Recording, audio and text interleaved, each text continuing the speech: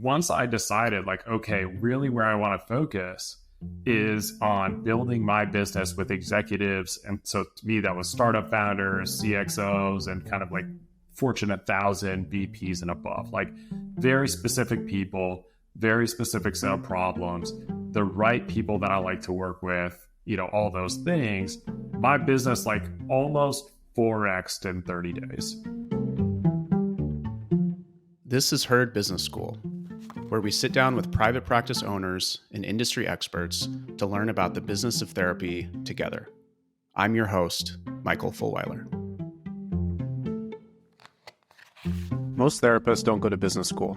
Today's guest actually did. Dr. Alex Auerbach is a rock star in the world of sports psychology, having worked with college athletes at the University of Arizona and professional athletes in the NBA. He's also a coach and consultant, proving that his unique blend of psychological expertise and business acumen makes him a powerful force to learn from when building your own business. With a profound understanding of mental performance and innovative approach to coaching high achievers, Alex has not only shattered conventional boundaries, but also created a unique path that many aspiring professionals can look up to. Alex and I met on social media, and he's become a close friend and collaborator. As you'll see from our conversation, he's the definition of an entrepreneurial therapist. We discuss his thoughts on the evolving landscape of coaching and therapy, the importance of niching down, and the ever-important topic of pricing your services. He explains the importance of knowing your value in the market and shares insights on building a sustainable business that supports both your career and personal life. His journey is a testament to the fact that there are more ways to use your passion to generate income beyond one-on-one therapy sessions. Here's my conversation with Dr. Alex Auerbach. Dr. Alex Auerbach, welcome to the show. Michael, thanks for having me. I'm excited to do this with you. Let's go. You're a legend in sports psychology. You've worked with college athletes at the University of Arizona. You've worked with professional athletes in the NBA. You've built multiple six-figure businesses. We're going to get into all of that, but I'd love to start with your educational background. Most therapists don't go to business school, don't even take a business class in graduate school. It's the entire premise of this show. You did go to business school. Could you talk about why you decided to get an MBA and how that's impacted your career as a psychologist? Sure. I want to go back and correct the record real quick, though. You called me a legend. I don't know that that applies, but I appreciate the kind words.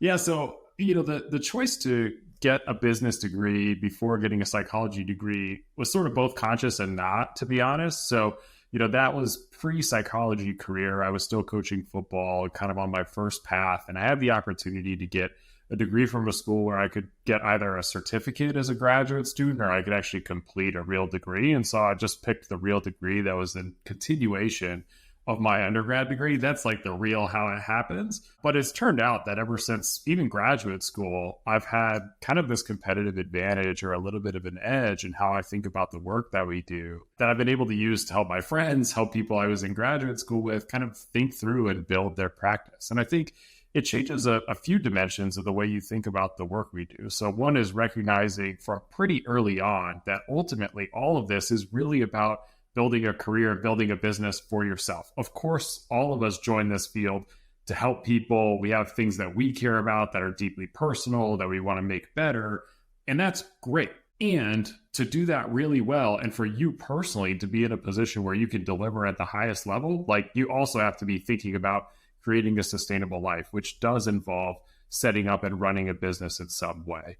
It also helped me just think through some of the challenges people I think typically face in graduate school and their early career. Like, what's the best path or trajectory to take if where I want to end up is ultimately running my own practice? What are the experiences I would want to accumulate that would increase my value in the marketplace differently than just staying on the traditional path where, so like I went to counseling psychology as my PhD with a double major in performance psych. And a lot of my peers, the kind of typical path is, you graduate, you go work in a counseling center, you go work in a group private practice. And then from there, maybe 5 or 10 years down the line, you kind of open your own shop if that's what you want to do, or you continue down that counseling psychology, counseling center path. And for better or worse, the psychology grad student centers, right? They don't pay very well to work on a college counseling center. And building your own private practice can be incredibly lucrative, but it's actually quite hard to get to a point where you're charging really what you're worth. And so to have like in my mind, okay, I don't necessarily believe this is the way to build my value or that this is the only way I could build my value, allowed me to take a little bit more of a nonlinear path to get to where I am. Definitely. So when you were getting your PhD in psychology, was private practice and clinical work like the way that you were thinking about your career, or because coming in you had already worked in sports, was that more of the career path that you saw for yourself? Actually, my very first dream job in my career path that I had envisioned for myself, like after graduate school, was the very first job I had after graduate school. I can tell you, I was sitting on my couch in Durham, North Carolina on my internship year at University of North Carolina. And I told my wife, like, hey, if I could get a job at Arizona where I did my undergrad, like that would be the dream. And that's what I had in my mind. And then as soon as I got to that job, it was like all these possibilities opened up around me. And it became a little bit more kind of an internal competitiveness within me to see like, okay, can I cut it at the pro sports level? So you get your dream job, you said, at the University of Arizona, right? But then you get this opportunity to go work in the NBA for the Toronto Raptors. So how did you get that opportunity? And then what was that jump like for you going from, working with college athletes to working with professional athletes? The opportunity to join the NBA came about kind of in a roundabout way through the NBA Players Association was starting to build a network of mental health providers. And so the league decided they also wanted to have some mental health providers. And as they were starting to figure out how they wanted to build that, my name happened to come up, having worked at North Carolina and then worked at Arizona, like a couple bigger basketball schools. And so I was just sort of at the right place at the right time, to be honest, before it really blew up in the NBA. And so I had several different teams contact me. But the Raptors was most interesting because they had a vision that really aligns with how I think of the work that we do. It was about much more than being a therapist behind a closed door and working with players one-on-one and not being seen at all. It was really about shaping a culture, creating an environment based on evidence-based behavioral principles, helping create a culture that people feel good when they come to work, cascading principles of wellness and psychology kind of throughout the organization, and an opportunity to lead and manage. And so for me, that was really, really important. But when I first got there, honestly, like I felt like a total imposter. It was like, I have no idea what I'm doing. These people I'm around are incredibly bright. I joined a team that had just won a championship.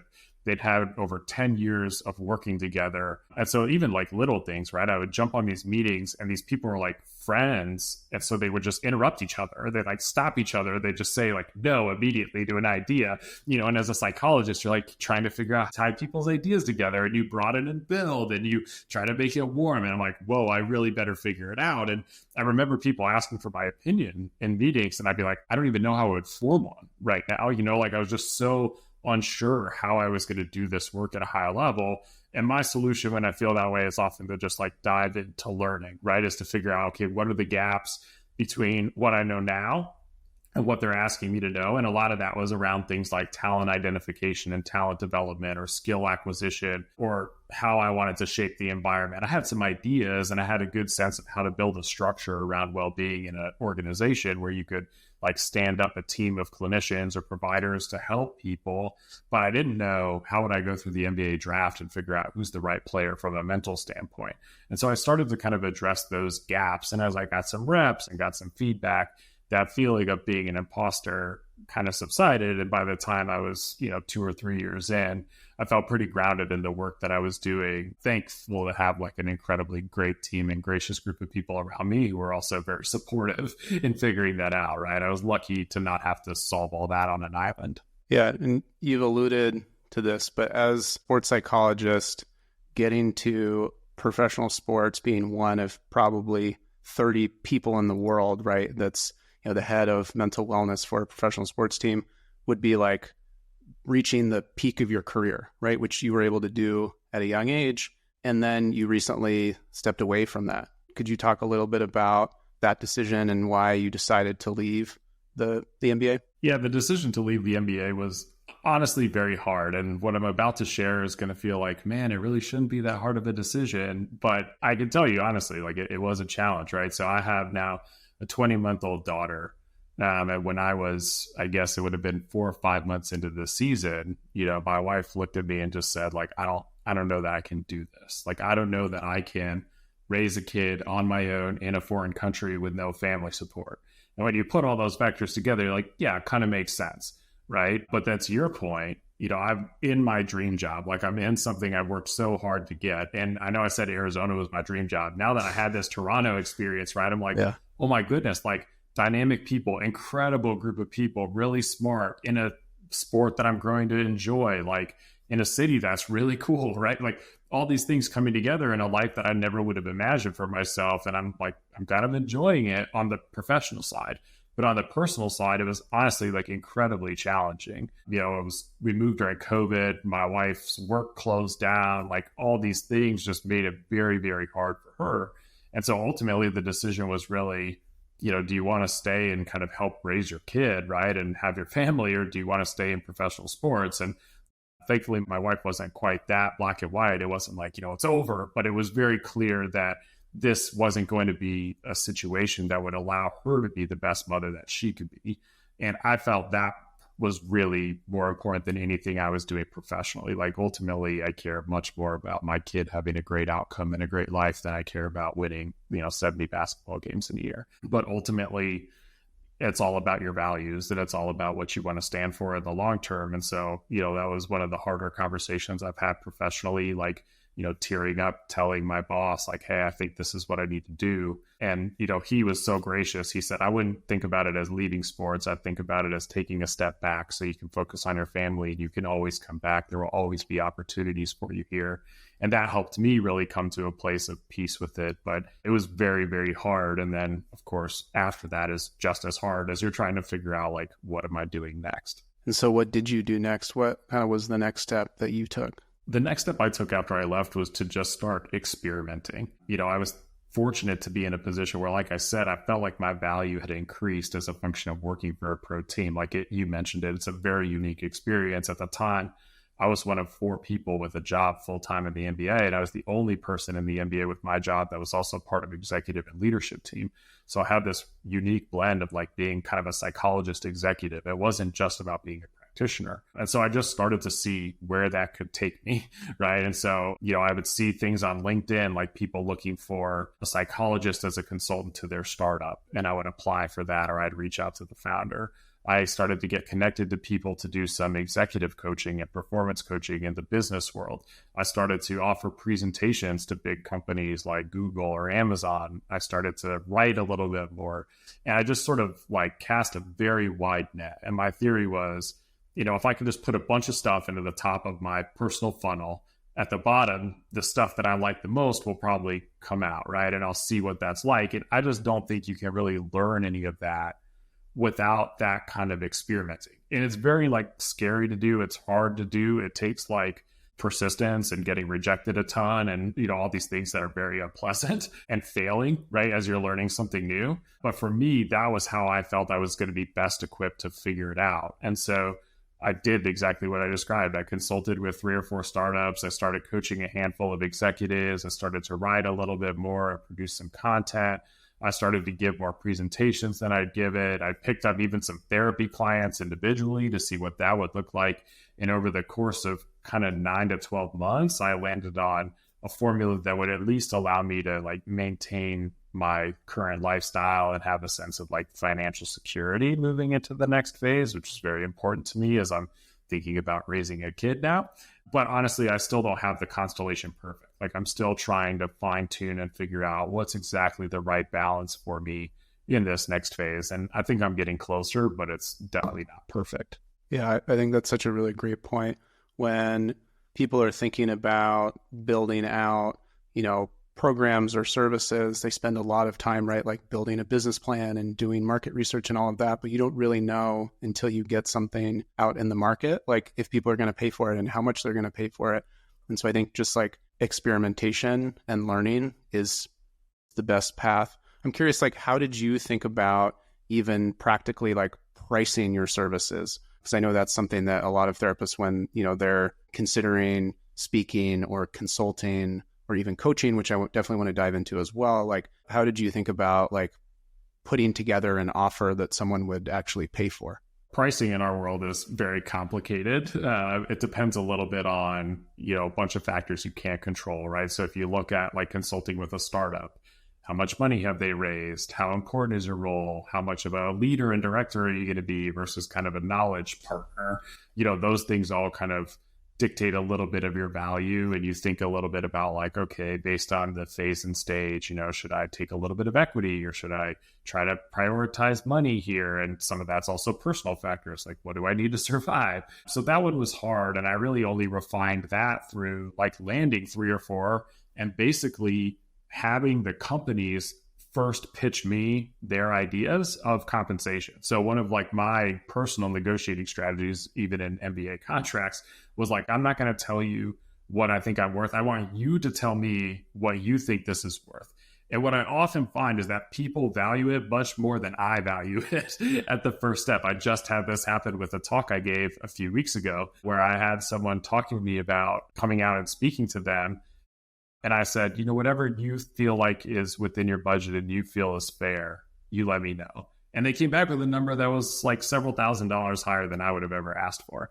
And I was like, okay, that's cool. Now I understand what my value is, and now I can recalibrate appropriately. And so having that kind of comfort to not put a number out first and to let them share helped. And then once I got a sense of, okay, this is kind of the general range, then I could anchor future conversations in that general range and use those past companies as comparisons, right? So, hey, based on this company I worked with at this stage with this money, this is what my compensation looked like for work that's very similar. This is what I need or more for this to become a priority.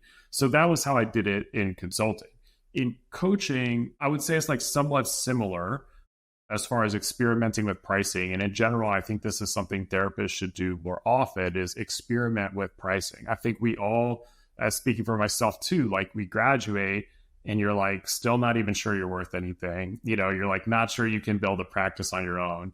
And so money at any hourly rate sounds incredible, right? You're like, oh, $100 an hour would be awesome. I remember graduating with people who were like, I'm opening a private practice and I'm going to start charging $90 an hour. And as I heard that, I'm like, that is way too low. Like you should not be charging that little, right? You're a doctor, right? And if you look at doctors in the grand scheme of the marketplace, like doctors are charging a lot more than $90 an hour. Now, if you're in a rural area or a community that's what you can sort of reasonably afford, like that makes sense. But oftentimes we set the limitations as a provider on what it is we're actually going to earn. And a lot of that is just based on our own comfort of asking for money versus what the market will actually pay for your set of skills. And so in coaching and even in therapy, that's kind of how I did it. Same kind of thing. What would feel reasonable for you to invest in coaching for yourself? And some people would give me a number that I felt like was way too low. And some people would give me a number that I felt like was quite high. And I just started to get more comfortable having those conversations and sort of centering my value based on who I ended up working with. And again, you're taking in other factors, phase of company, your own life circumstances, whatever, but it allows you to kind of experiment and iterate. And then once I set a price, it became like, okay, I just will not accept lower than this. Like, this is what my value is. I recognize that other people are going to come to me and want to work with me, and they're going to ask for a discount, or they're not going to be in a place where they can afford it. And as much as I want to help everyone that I can help, like that's not good for me. That doesn't help me run a good business. That doesn't help me feel fully invested and committed. That doesn't help me make this the priority that it needs to be for this work to be really successful. And so I kind of established that value. And now basically every 6 months for every new group of clients, I just raise my prices by a little bit to sort of continue to test where the threshold is for people signing up and working with me. And so still a work in progress, but that's been my strategy for doing it. When it comes to pricing, there's 2 pieces of advice that I've received. One is that, and this is more so for like consulting work or speaking work, if you're pitching to an organization for like a larger contract, when you hit send on that proposal, if it doesn't make you feel uncomfortable, you're probably not charging enough, right? Like it should feel like, man, this is a lot. Like, am I even worth that much? Should I be charging? Like, that's what you should be charging. Like, you should definitely be pushing yourself in what you think that you are worth, right? Because you're probably worth more than you when you think. It just brings up a lot of money stuff for people. And then the other one is that when you give someone a price, or if you quote someone or send a proposal and they don't push back on your price, you're probably not charging enough, right? So then the next time, okay, now I know, like, I can push it. Like you said, I'm charging $1,000 for this offer. I'm not getting any pushback. What if I bump it up to $1,200 or $1,500, $1,750? Like every time you do it, you push it. And then when you start to get pushback, you're like, okay, now I know that, all right, that's probably the high end of what I can charge for this. I think those are two great pieces of advice. That on the second one, the framework I've heard is like, if 10 to 20% of people aren't kind of like offended by what you're asking for, right, or a little upset by your price, like it's too low. And I think you're delivering great wisdom here, right? Like you should feel a bit uncomfortable about what you're asking for. And I think a lot of times that discomfort comes from your own sense that you might not be worth that much, or you're not sure what your value is. There's a great book called $1 Million Consulting that I think has a really neat framework for understanding value and thinking through value-based work versus tying everything back specifically to a number and sort of judging whether or not you're comfortable with it. I want to talk a little bit about coaching. So for you as a sports psychologist, it does feel like a natural transition, right? Like you're working with professional athletes who are like the highest performers in the world at what they do. Now in your coaching work, you're working with executives and other high performers, right? Like what are the translatable skills for you as a psychologist in doing sports psychology, then now doing more, coaching with folks who are not necessarily in sports? The skills translated between therapy and coaching, I actually don't know that they're unique to being a sports psychologist. Like I think having that experience with high performers, I think it makes for an interesting narrative for the right audience, right? People who love sports, who are highly competitive, who view business as a competition, they're going to latch on to that experience and think like, that's a guy that I want to work with. And it's true, that's who I want to work with too, right? I really gravitate to people who are very competitive like that and deeply intrinsically motivated, but that's not everyone, and not everyone feels like they want to work with people like that. And that's totally okay. But the skills that kind of like matter from the sports psychology training are really the foundational clinical and counseling skills I got training in as a broader psychologist. It's being able to diagnose a problem, understand the context, help people think more effectively about what they're doing, manage their emotions, build healthier relationships. These things are at the core of essentially any business or any workplace, right? Like I work with a couple of physicians right now. Those physicians are thinking through relationships with attendings, relationships with other people in their department, how they want to get better, how they feel when they're performing surgery, right? So you can see it show up there. Same thing with law, right? Oh, I feel nervous when I have to pitch in front of the judge, right? Like, and so you have skills to help with that, right? You know how to teach people how to regulate their emotion. You know how to teach people how to think more effectively. You know how to ask good questions that get to these kind of like root underlying beliefs that are driving behavior now. And I think the main difference here is that a lot of coaching clients, they really center on the context of the coaching more than therapy clients. So they're focused on like work as like the main thing they want to talk about.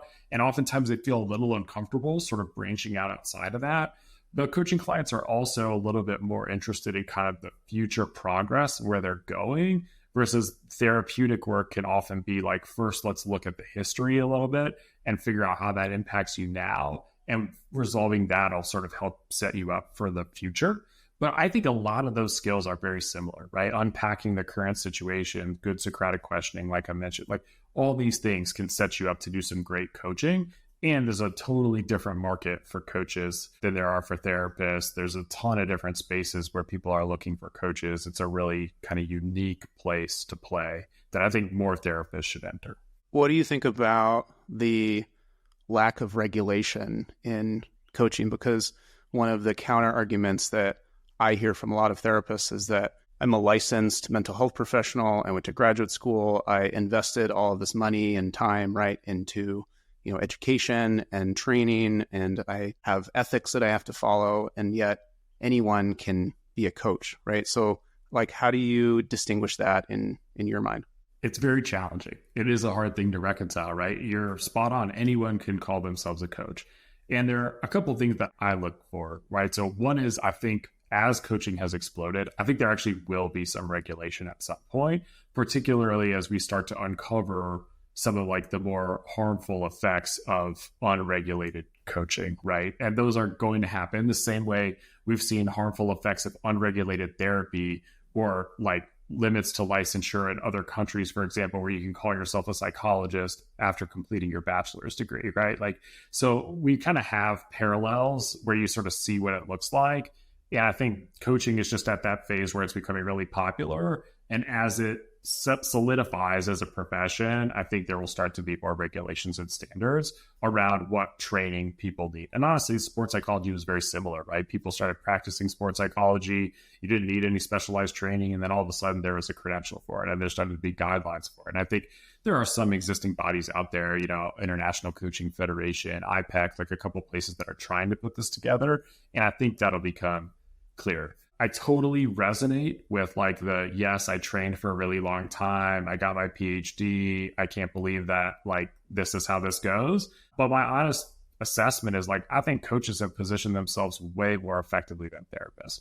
I think therapists, broadly speaking, have been positioned as like a medical adjacent profession that's really focused on illness, that's really focused on problems, that over pathologizes.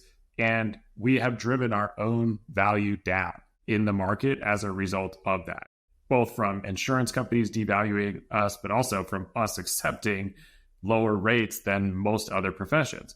And coaches have positioned themselves as like the future of growth. And everything we do is going to help you make more, be more, do more. And people are willing to invest in that in a very different way.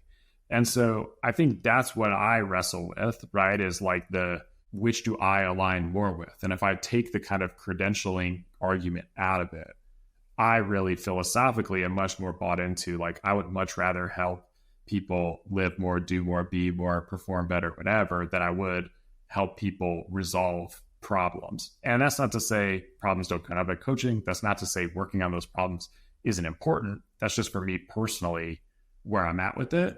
I do think the larger kind of like narratives about both are really interesting and something we as a field need to work really hard to correct. And I think we're trying. I know there's efforts being made. I know you're one of the people out there arguing and advocating for therapists to be treated differently, compensated more fairly, all those things. And I 100% believe that our skills are worth it. But I think we have, unfortunately, like a lot of damage to undo to kind of get to that point where therapy is seen as just as important as physical health, that we're compensated the same, and that people view it as a necessity to their daily life. I think we're getting there, but we're not quite there yet. I think a takeaway here is that as a therapist, coaching is something that you can offer, right? Like if that's something that you want to do, if you say want to work with people who live in states where you're not licensed, for example, or if you want to do like different type of work, that's a way to build your business beyond one-on-one therapy, right? So I think,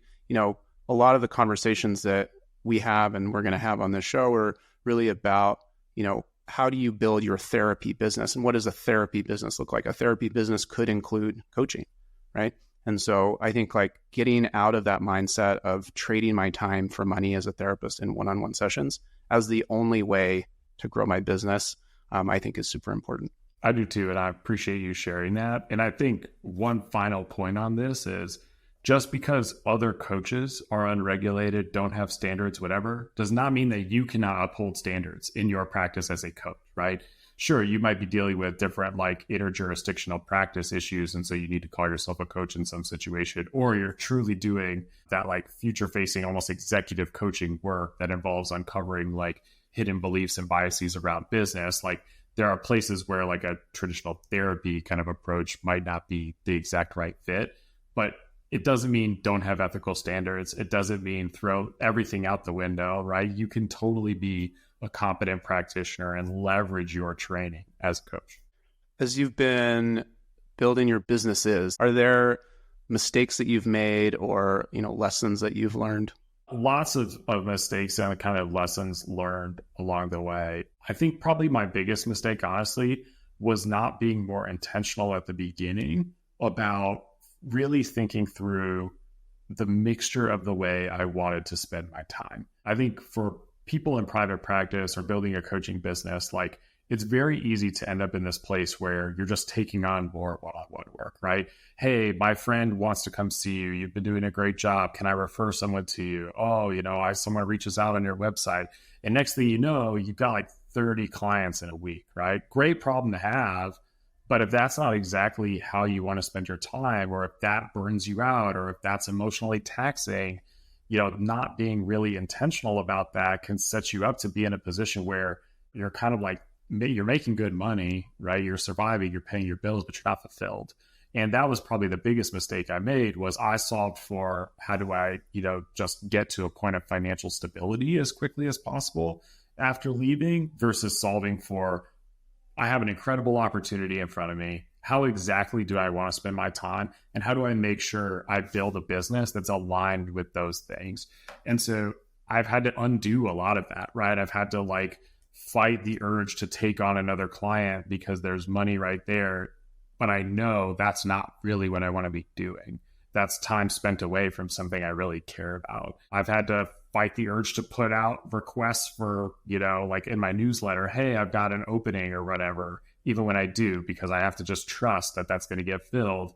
And I don't want to just all of a sudden have 10 things that I'm going to feel like obligated in some ways to say yes to, right? And so I think that was probably my biggest mistake. And as, like I said, taking a good bit of time to undo and recalibrate what the right mixture is to really feel fulfilled at work.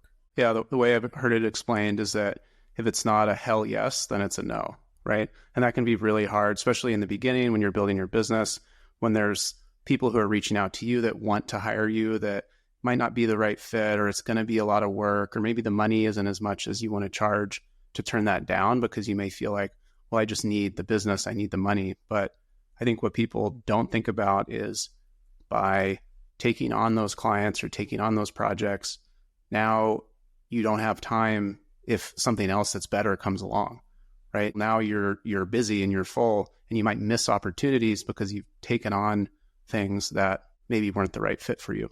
So I think, being intentional about what you say yes to is just as important as what you say no to. It's hard. I mean, I felt some of these things you're saying, right? Oh man, I don't have a business. I better just say yes to this. And then you're exactly right. Your two options are you miss the opportunity, or you take on more and you burn yourself out so you can have that experience as other things get let go of, right? And neither one is the optimal path. It's really a scarcity versus abundance mindset, right? A scarcity mindset says oh, I need this project because I don't know what else is coming, versus an abundance mindset being this isn't the right thing for me. I'm going to wait and see, right? 100%. So I'm also curious, as you've been building your business, is there anything that has surprised you, maybe that you weren't expecting? Also here, lots of surprises and things I wasn't expecting. But I think probably the main one that for me personally was hard to fight against was how much better it was for me to niche down. So I know in my training, I was trained as a generalist, right? I went to counseling psychology, PhD, very strengths-based, person-centered program. And the idea was when you graduate, you're going to really be able to treat everything except for, a handful of things that maybe you just didn't see in your training, or didn't have direct supervision over, or require more specialty care, right? Or require medication or whatever it might be. And so I left thinking you know what, if I'm a generalist, I can see everything. Everyone should come to me and there's nothing I should turn down, right? You come to me and you've got something that seems like it's in my wheelhouse, I'll do it, right? And so when I started my business, that was how I began. It was a young athlete coming in that wanted a particular thing, and then a lawyer and a doctor, and then a person in the community. I was yes, I'm a generalist. I can do all this. And what I found was as I was doing that, I was spending a lot of time working with clients that didn't make me feel maximally fulfilled. And then I had a couple that I'm this I really like. How do I do more of this? But I was no, I'm a generalist. Whatever comes in, and this is just kind of how it goes. And then I had, talked to people like you, and, a couple of people were I really think you should focus, right? And I didn't realize, and of course, now looking back, it makes total sense, right? Sports psychology is a niche, performance psychology is a niche. I just was I picked it in advance without thinking about it in the context of building a business. And then once I decided okay, really where I want to focus is on building my business with executives. And so to me, that was startup founders, CXOs, and kind of like Fortune 1000 VPs and above, like very specific people, very specific set of problems, the right people that I like to work with, all those things. My business like almost 4x'd in 30 days, like after just figuring that out, because I stopped taking on all of this stuff that was not what I wanted to do. I started putting more out there and looking for what I wanted to do. I started to have room for those referrals, that I was otherwise not going to have room for. And so I was fighting that like, oh, but I should take this on, this scarcity mindset you mentioned, and really focusing in on my niche and what moved me the most that allowed me to ultimately be most successful. But that was a big surprise for me because like I said, I had gone through 5 years of school where I was like told that the best thing I could be was a generalist. Yeah, it's one of the topics that I talk to therapists about probably the most is niching down, like how to navigate that. Because I think a lot of therapists are concerned, like if I niche down and specialize, I'm from a business sense, like reducing my addressable market, right? Like, am I not making it more difficult for myself to find clients, whether it's therapy clients or coaching clients, when in reality, like the more focused you get, the larger your addressable market becomes, right? Because people who are looking for a therapist or looking for a coach are looking for someone who like can help them with the specific thing that they're struggling with, right? Like if you're doing coaching for everyone, a founder may see your website and think like, I don't know if this guy can really help me. But if you are the guy that does coaching with startup founders, then it's like, oh, okay, yeah, this guy can help me, right? And so there's that like inherent trust too and credibility, I think, that comes with like that specialization and niching down and just trusting that process. It's really hard, but I think what you're saying is so important because it's like you start speaking directly to the client that you want, and then people read it and they're like, yes, that's me. Like this guy or this gal, they get me. And I want someone who gets me. It like creates some of that almost like early therapeutic connection, right? Like I'm understood, I'm seen in what I'm seeing from this person.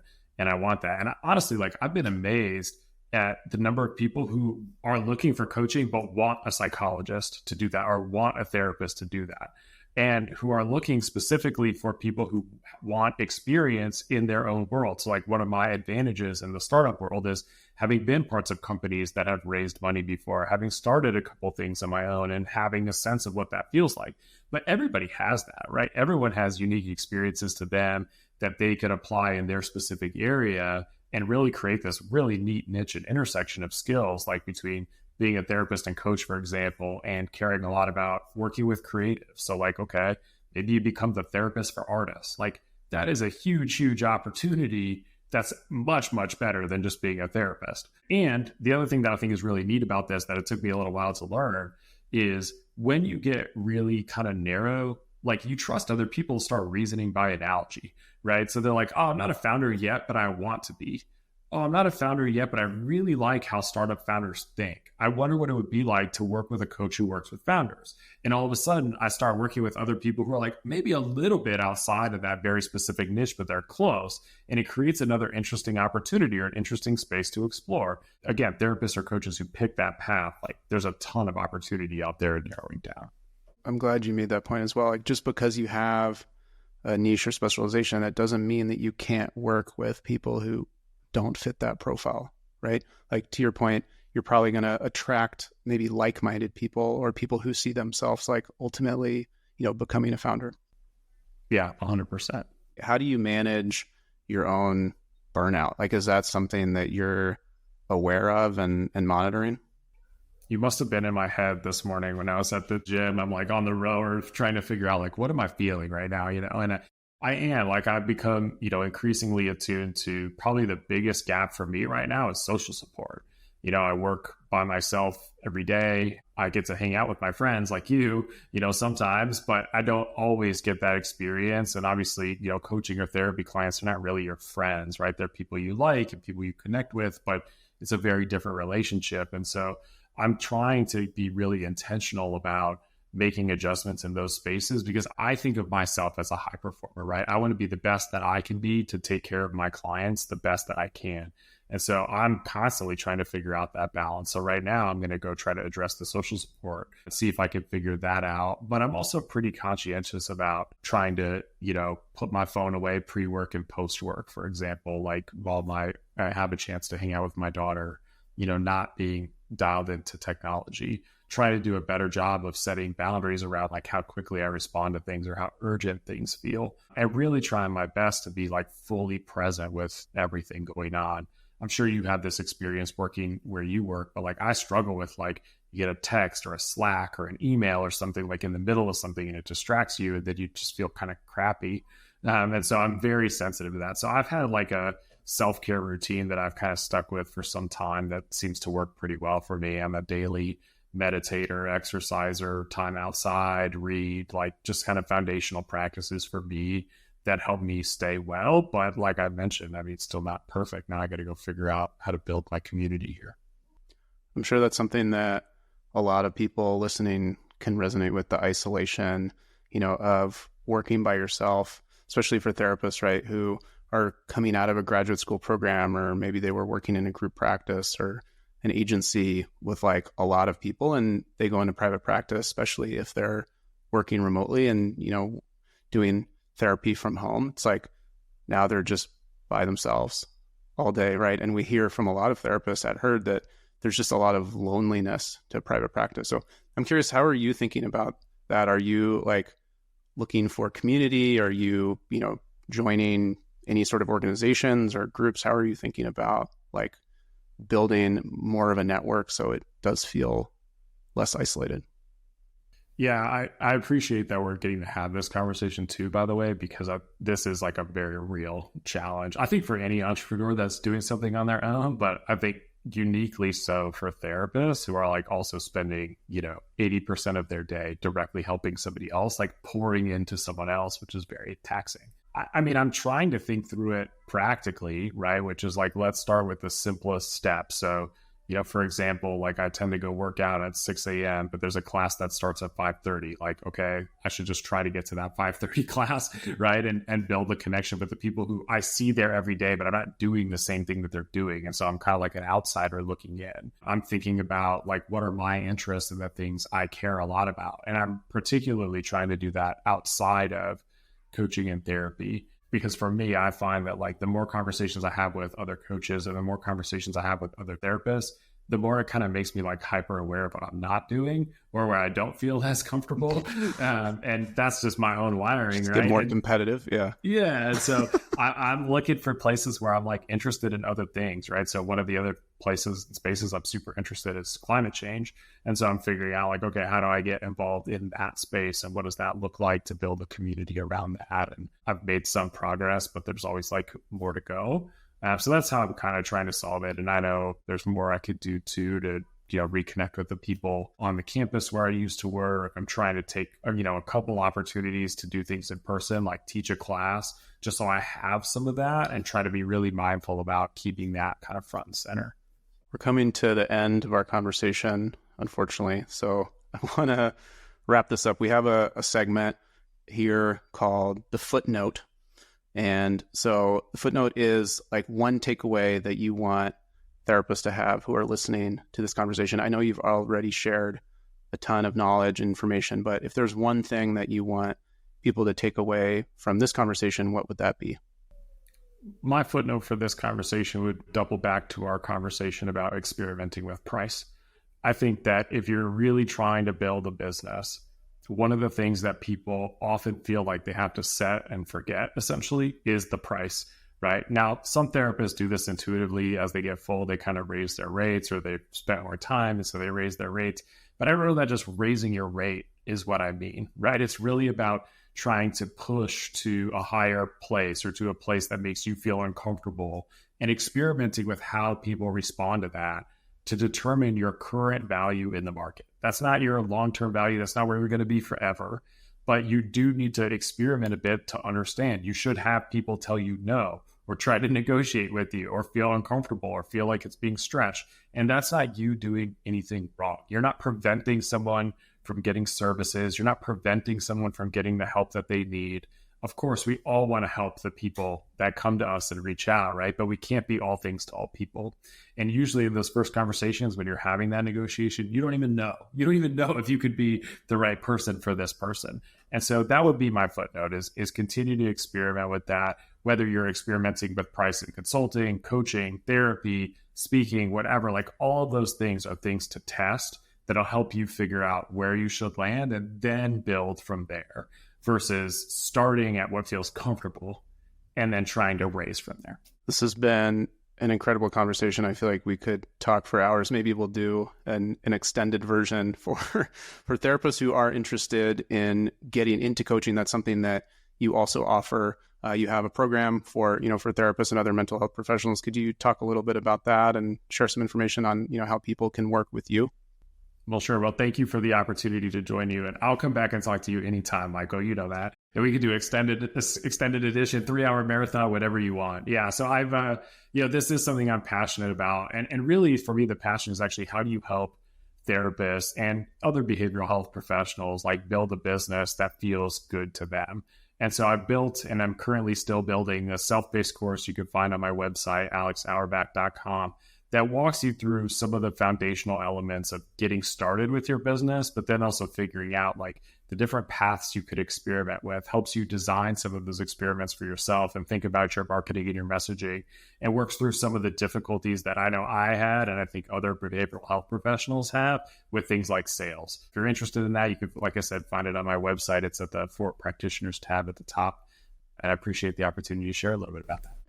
Alex, I know you're on LinkedIn and Twitter as well, which is how we connected, and you've been so gracious with me, giving your time. I know I've referred folks to you as well, and you've just been down to jump on a call with them. So I wanted to say thank you for doing that.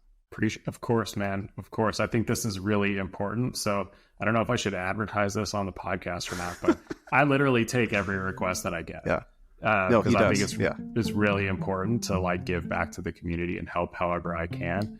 So I appreciate you acknowledging that. And again, appreciate the opportunity. Great. Thanks, Alex. Thanks for listening to this episode of Herd Business School, brought to you by Herd, the financial back office for therapists.